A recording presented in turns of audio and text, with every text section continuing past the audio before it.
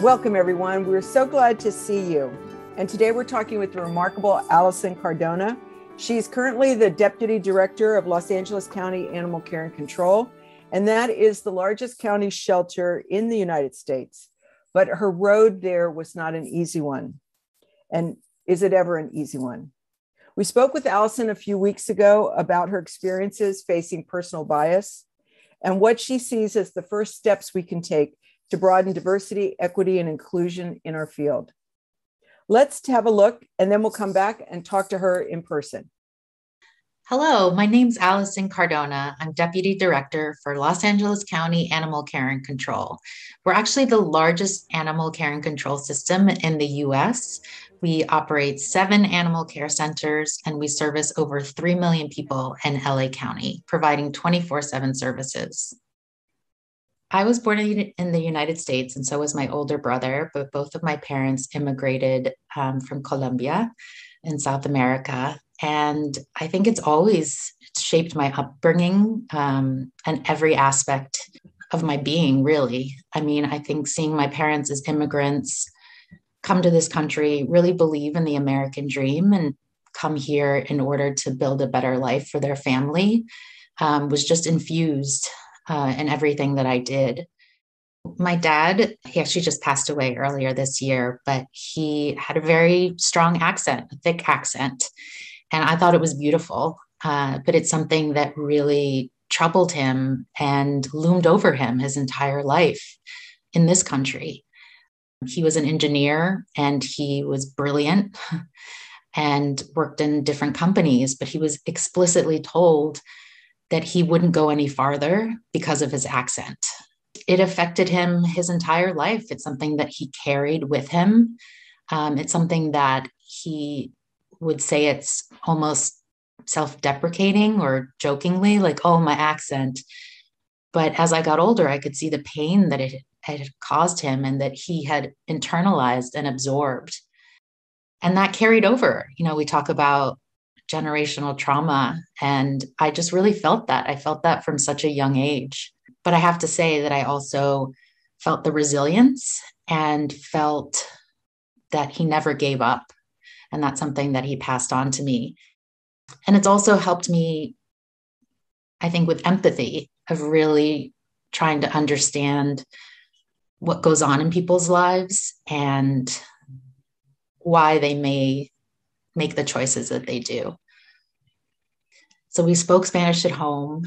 I spoke English, outside of the home, but I never felt quite rooted in either culture. We would go to Colombia often when I was young, and there I was known as a gringa by my cousins and my family members, which means like an American or like an English speaker. So I never felt quite entirely Colombian. And then here in this country, we were living in Texas at the time. I never felt entirely rooted in American culture either, because I was sort of straddling. But I also think that really helped me and made me more resilient. I've had a deep love of animals ever since I was a child. And it's something that getting into animal welfare, I heard a lot about, oh, Latinos don't like to do this, or Latinos don't like to do that. And that wasn't my experience what it had to do with people would say that about Latinos and animals. My family loved animals. It was a part of our community. I grew up with a cat. I grew up around farm animals when we would go to Colombia, and all of my relatives had dogs. So it just really informed every aspect of my life. And I think also it drove me towards advocacy and understanding social justice from a very young age. Before I became Deputy Director for LA County Animal Care and Control, I worked for the ASPCA for 14 years. And before that, I was in the private sector doing marketing for an architecture firm. And how I got into animal welfare actually is I think I was a little bored and understimulated at my marketing job. And I was parking my car in a lot near where I worked, and I happened to see a bunch of stray cats, which was just confusing. And somebody was feeding them. So I asked the parking lot attendant, like, what's this about? What's going on here? And he said, oh, yeah, they come here and we feed them and they keep having babies. And, there's like 20 of them. And I just couldn't wrap my head around it. Just the casual way he said it, and that we were in this huge city of New York City and that these cats just existed. So I started to do research. And at the time, it was 99 or 2000. There wasn't really a lot of information about trap, neuter, return, but there were a couple of organizations who were talking about spaying and neutering, putting the cats back and monitoring them. And, I have to say, when I get something into my mind, I want to do it. And so I said, I'm going to do this. So I put my little proposal together and I pitched it to a couple of local veterinarians, and one, this cool guy in the East Village, said, yeah, I'll do it. Bring me the cats. I'll do this ear tip thing. And that got me started. And I remember keeping a little notebook and of all the cats that I spayed and neutered, having them recover in my apartment and then bringing them back out. And that really, it launched curiosity, and it also launched a feeling of, oh, I can do something. I can be part of a solution. And so I started looking into volunteering. And that's when I saw a job listing at the ASPCA, which completely blew my mind. I didn't know that you could get paid to do this. I think especially coming from an immigrant family and my family in Colombia, it just wouldn't. And even now they're like, what is it that you do? Yeah, but it just opened up a whole new world of possibilities for me. I was drawn to animal welfare because I wanted to help animals. But within 2 weeks of starting my first job, I realized, oh, this is about people. Everything that we're doing is connected to people, whether it's the person turning in an animal, whether it's a volunteer or a foster or adoption, or the people working in the actual shelters. It's all about people. And so the lessons that I learned from my father were about connecting with people and about hearing their stories, listening to them, and trying to understand. And I don't think I had the language 20 years ago when I first started in animal welfare to describe it as social justice or to describe it as equity or advocacy. But that's really what drove me from the beginning. When I first started working in animal welfare, it's like we did adoption events in certain neighborhoods, and we wouldn't do adoption events in other neighborhoods. And the way that I understand it now is that is really all part of bias and systemic racism. And at the time, I knew it wasn't right. And I knew that people love animals no matter where they live, what zip code they're in, where they're from. And that if we just give people a chance, they'll partner with us.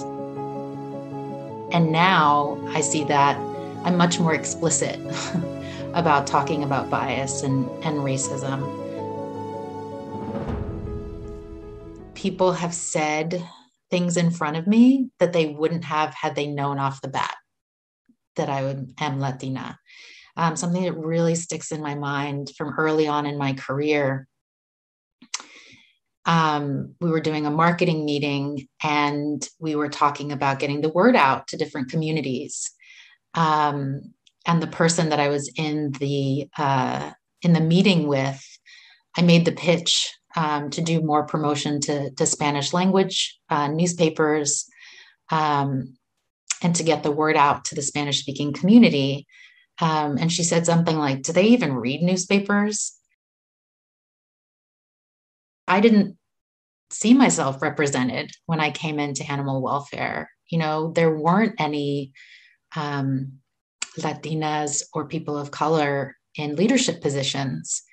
And the second I started getting into leadership positions, I not only started to informally mentor people, but I also started to sponsor people. And by that, I mean when I'm in a position of power, helping other people to grow their careers and to advance their careers. And I think something that I've also heard in animal welfare is, we don't attract people of color. And that's infuriated me, because all you have to do is look at usually the entry level staff members and the frontline workers, and most of them generally are people of color. And so if we invest in the people who get in on the ground floor and develop them, and to help other people have a voice and a place and a seat at the table. I think that we can't talk about race without talking about class and gender. And all of the struggles are the same. So for me, just really thinking about the broad umbrella of social justice, and that animal welfare falls in it. When we talk at the systems level, it's not about personal beliefs or individuals, but it's about what's baked into every aspect of our society. And it's so interconnected. And I think once I started to learn, for example, about housing issues, and how federal policy in the 30s specifically and explicitly was policy to restrict housing loans and different housing developments to white people, that it specifically said, you will not sell or rent to Black people or other people of color.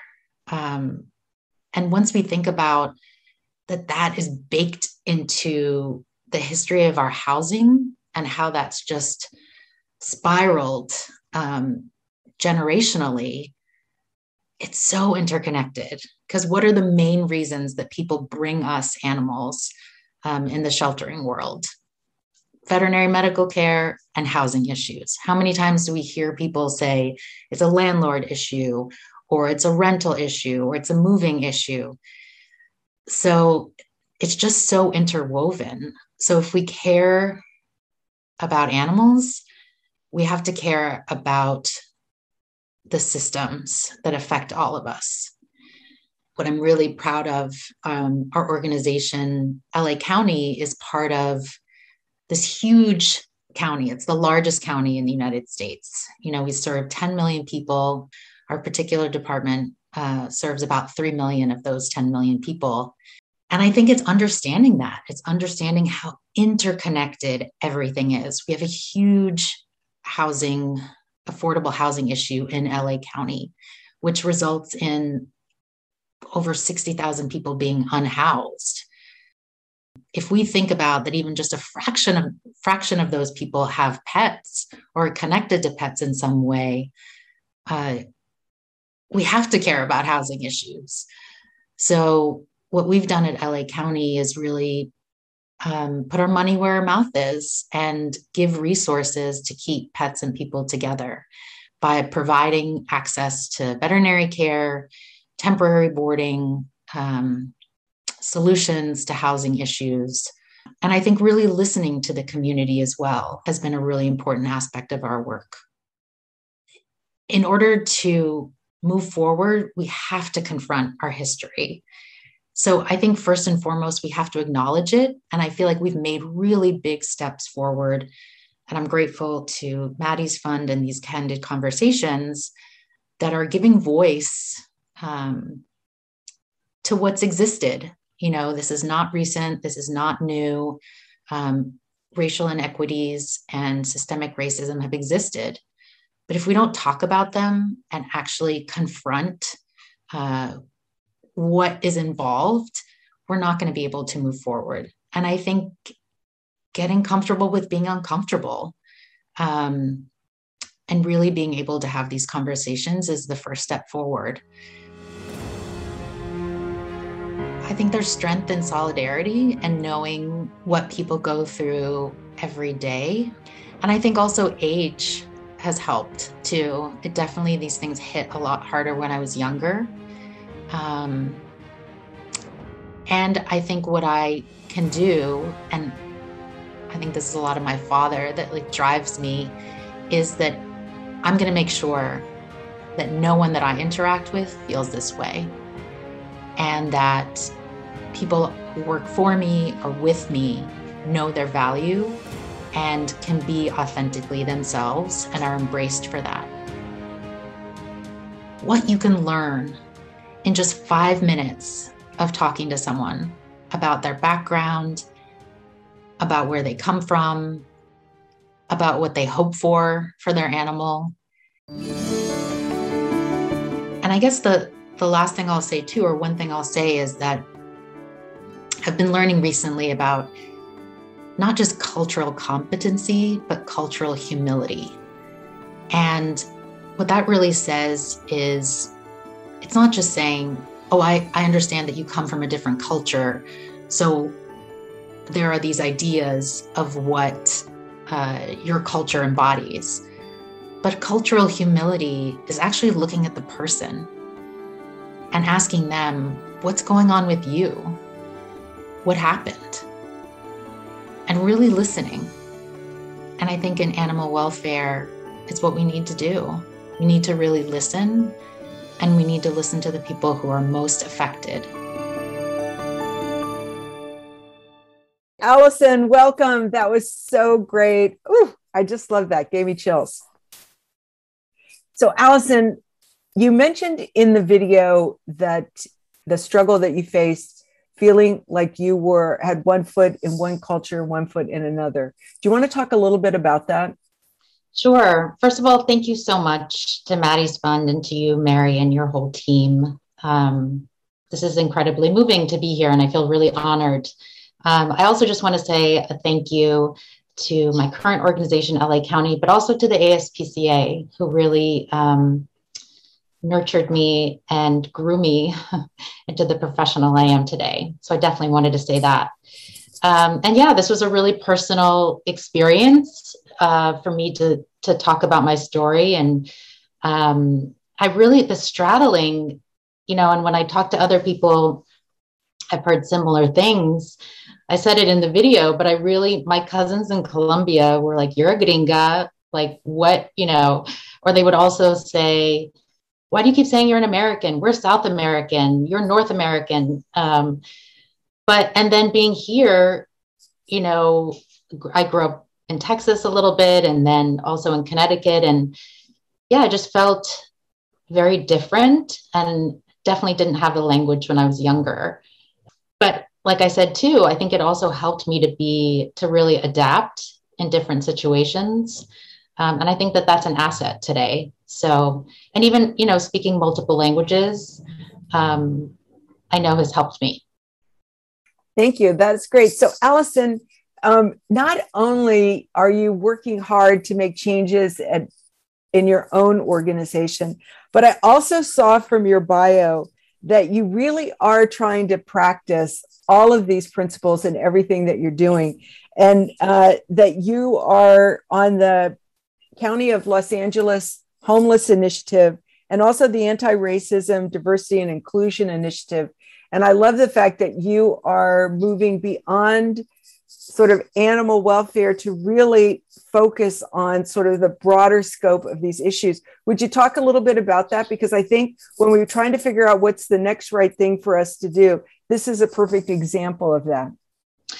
Yes. And, I want to say this too. I'm constantly learning and stumbling and making mistakes. And I think being able to own that, and to not take it so personally when I blunder. Just the other day, somebody called me out for something and I was like, or called me in, I should say, and it's okay. It's like, oh, okay, I can do better next time. But so the county has an anti-racism, diversity and inclusion initiative. And it started with really learning how I talked a lot about the housing issues and the housing covenants that existed. But it's just to see how pervasive it is. I think a good friend of mine talks about racism in the same way or similar to diet culture. It's just it's in everything that we consume, in the ads, right? It's always like lose weight, eat less, diet and exercise. And that's just kind of, it's in our magazines. And it's the same thing with racism and with discrimination. It's just so, it's in everything that we consume. And it's really just even in the air around us. So I think taking away the personal judgment of it, or it's like, am I a racist or am I not a racist?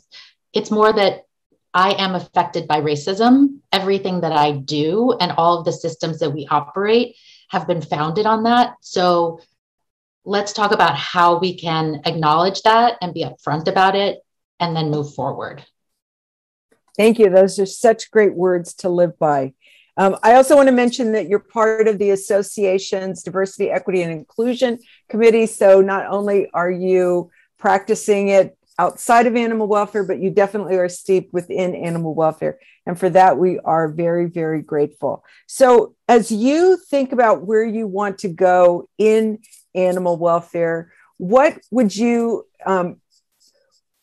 advice would you give people that look like me, that are definitely make up the majority of people in animal welfare, to think about how do we take diversity, equity, and inclusion and really break it down to those digestible chunks where we can move forward?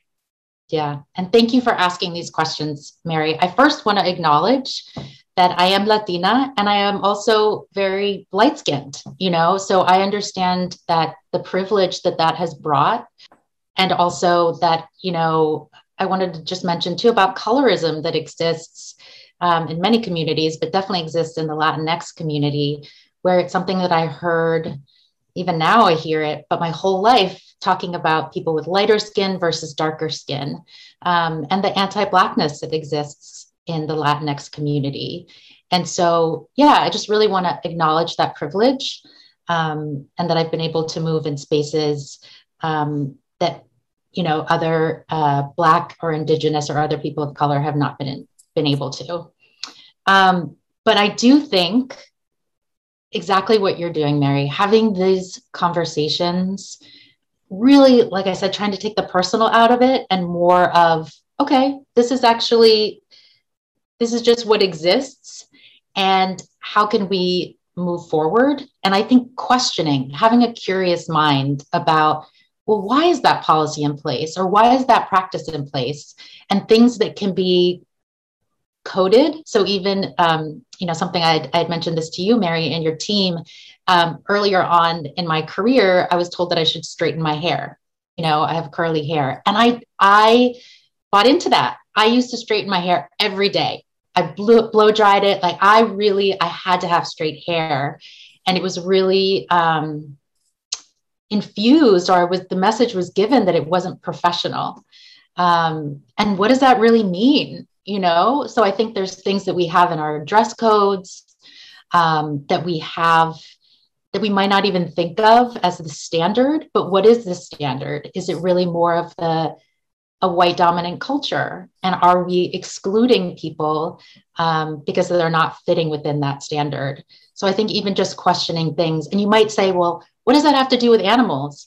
It has to do with the people that we're attracting to animal welfare and that we want to keep in animal welfare. Thank you so much for that, Allison. And I also think that preponderance of judgment that we practice on a daily basis. It was so funny when you talked about curiosity, because one of my Post-its says, get curious, not furious. And so I'm going to try to practice that more and more as we go forward. Also, I want to just remind everyone that after this presentation is over, we will move it to the Maddie's Pet Forum, and you'll be able to ask more questions there of Allison and the work that she has done and continues to do. Allison, as we think about the journey you've been on and all the people that have been most important to you, and appreciate the fact that you got your start at the ASPCA and then with LA County, what I just want to ask you to speak a little bit more about this is that time and again, what we've been hearing from people is that it never occurred to them that there was a career path in animal welfare or in animal shelters. As you said, even today, sometimes your relatives will say, what is it that you do? And so I think we can't emphasize that enough, that we've become so insular that we've really lost out on a major opportunity to actually be more inclusive. Yeah, absolutely. And even I was thinking, because I was with my Colombian family recently, and I think it's also, they're like, you get paid to do that. They just, thought, or they'll say, oh, you're a volunteer, right? It's like, no, this is my career for 20 years now. And yeah, we were, reflecting earlier that we got our cat from a neighbor. We actually bought our puppy from a pet store. I never heard of a shelter until I was in my 20s. And that most people, learn about animals from the people around them. And so I think, historically, animal welfare, we've separated ourselves, or we've put people into boxes. I talked a little bit about that in the video as well. It's like, okay, adoptions are for this neighborhood, and spay, neuter, and outreach and education are for this neighborhood.